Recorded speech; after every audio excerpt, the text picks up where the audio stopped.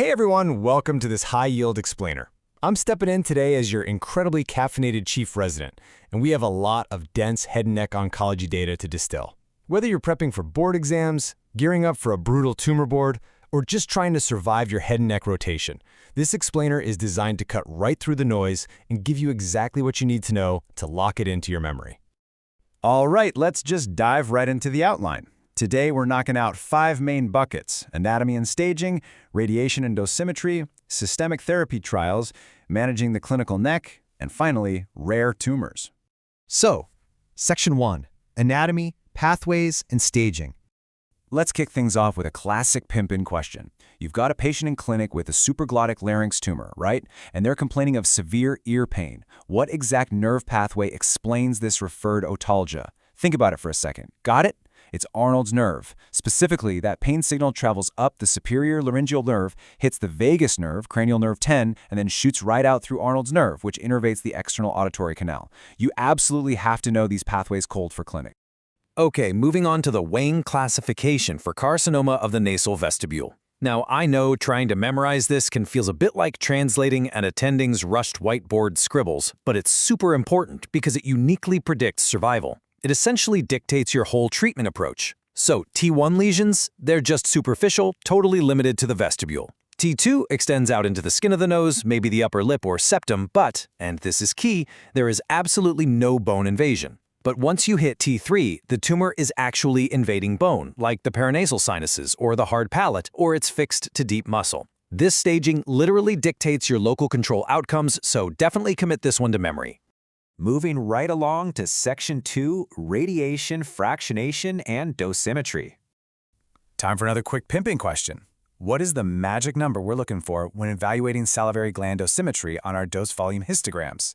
It's 39. Specifically, 39 gray.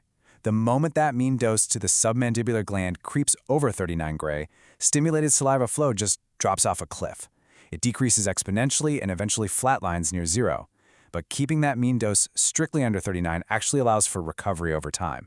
Seriously, stamp that number into your brain, 39 gray. And understanding the basic anatomy here shows exactly why that submandibular gland is so crucial. See, while the parotids are busy pumping out mostly watery, serous saliva, the submandibular glands are the ones producing that thick, lubricating, mucinous saliva. In fact, they contribute a whopping 65% of your unstimulated saliva volume. So sparing that mucinous-producing submandibular gland, assuming the nodal risk allows for it, of course, is absolutely critical. It's the key to preventing that severe, quality-of-life-destroying xerostomia. Okay, let's talk fractionation. If we look at the landmark RTOG 90-03 trial, they basically threw standard fractionation into the ring against hyperfractionated and accelerated schedules. And hyperfractionation, we're talking delivering 81.6 gray and 1.2 gray twice-daily fractions, is the clear, undisputed heavyweight champion here. Not only did it show a statistically significant improvement in local regional failure, but it is literally the only altered fractionation regimen with an actual overall survival benefit at 5 years. Accelerated regimens, like the ones in the Overguard trials, sure, they improve local regional control, but hyperfractionation is your unique overall survival winner. All right, Section 3, Systemic Therapy and Trials. Let's get into the weeds. So here is a classic tumor board debate, and I guarantee you'll hear this brought up constantly. When you're treating locally advanced head and neck squamous cell carcinoma concurrently with radiation, which is actually superior, weekly cisplatin or cisplatin given every 3 weeks? Well, the Tata Memorial trial gives us a massively important clinical pearl here. They took patients and randomized them to either 30 milligrams per meter squared weekly or the standard 100 milligrams every 3 weeks. And the results? Loco-regional control was just vastly superior in the every 3 weeks arm, 73.1% versus 58.5%. Now, yes, let's be real, the every 3 weeks arm definitely saw more severe acute toxicity and hospitalizations, but honestly, the disease control is simply unmatched. So that 100 milligram every 3 weeks regimen, it firmly remains our gold standard. Now, there is a massive, and I mean massive, disparity in the story induction chemotherapy tells us. Just look at the TAX-324 trial. It showed a whopping 38.1-month median progression-free survival using TPF, that's docetaxel, cisplatin, and 5-FU, compared to just PF. But if we pivot and look at the HIT trial, Adding induction TPF before concurrent chemoradiation yielded a progression-free survival of only 14.8 months. It offered absolutely zero survival benefit over chemoradiation alone. So what's the takeaway here? TPF is definitely the standard if you are committing to induction. But outside of organ preservation protocols, standard concurrent chemoradiation alone remains the undisputed standard of care. And what about sindotuximab? We all remember the hype, right? Well, the RTOG 1016 data acts as a huge reality check. It clearly shows us that in P16 positive HPV-driven oropharynx cancer, swapping out cisplatin for cetuximab is just a bad idea. It yields worse outcomes and provides literally no de-escalation benefit. So our current playbook? We strictly reserve cetuximab for patients who are medically ineligible for cisplatin, leveraging that older Bonner trial data, where it actually did show an overall survival benefit when added to radiation alone. Next up, Section 4, Managing the Clinical Neck. Let's start with early-stage oral cavity cancer. The DeCruz trial asked a super practical question. For a clinically node-negative oral cavity tumor, should we just go ahead and perform an elective neck dissection right at the time of primary surgery? Or should we watch, wait, and do a therapeutic dissection if nodes pop up later? Well, the data is totally definitive. Elective neck dissection provides an 80% 3-year overall survival, compared to just 67.5% for the therapeutic salvage group. The rule is simple. If you're already in there operating on the primary, you treat the node-negative neck. And, this surgical principle builds directly into how we use modern imaging today.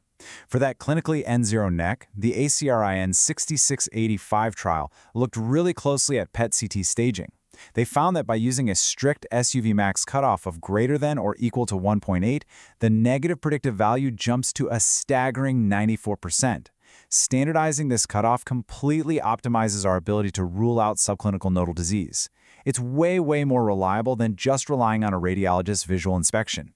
Which perfectly sets up one of the most practice-changing pearls in all of head and neck radiation, the PET neck trial. For patients with advanced nodal disease who actually complete chemoradiotherapy, routine PET-CT surveillance at 12 weeks is totally non-inferior to planned neck dissections. The survival curves overlap perfectly. They're identical, right around 84.9%.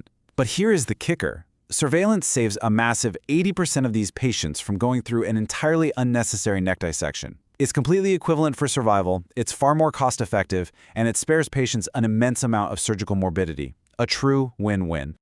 Finally, we've arrived at Section 5, Rare Tumors and Oligometastases. First up in this bucket is estheoneuroblastoma, or ENB for short. You absolutely must know the Kadish staging and its anatomical boundaries for the boards. It's actually pretty straightforward once you visualize it. Group A is strictly limited to the nasal cavity. Group B extends a bit further out into the paranasal sinuses. Group C is basically anything beyond that. We're talking skull base, orbit, or intracranial extension. And finally, Group D simply means you've got cervical lymph node involvement or distant metastases. So the really crucial point here is how we actually manage the neck for these patients. Both the MD Anderson data from Jang for NMB and the Bristol data for maxillary sinus carcinomas strongly support elective nodal irradiation, ENI. Even in clinically node-negative necks, giving prophylactic radiation to the neck dramatically drops the nodal recurrence rate down to near zero. The general rule of thumb?